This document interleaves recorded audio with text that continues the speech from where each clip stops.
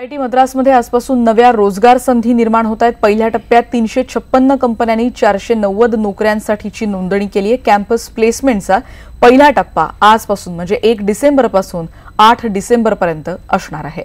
काल हिवाळी अधिवेशन संपलं आणि हिवाळी अधिवेशनाच्या अखेरच्या दिवशी विरोधक आणि युतीच्या मुद्द्यावर कोटी करताना मुख्यमंत्र्यांनी शेरोशायरी केली, ती ऐकूयात।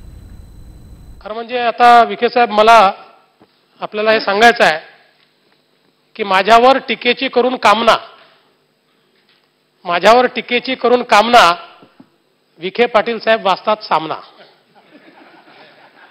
संघर्ष यात्रेला लाभत नाही गर्दी, म्हणून त्यांच्या घरी वर्तमानपत्राचीच वर्दी।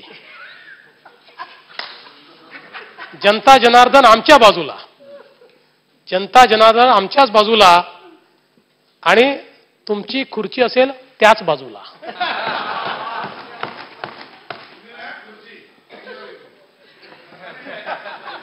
2019चा संग्राम आला जवळ, 2019चा संग्राम आला जवळ। बाजी मारणार सेनेचा बाण आणि भाजपचे कमळ।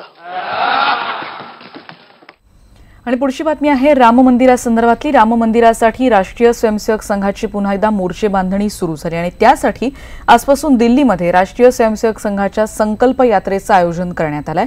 राम मंदिराच्या उभारणीसाठी अध्यादेश काढण्यासाठी या संकल्प यात्रेचं आयोजन करण्यात आलंय।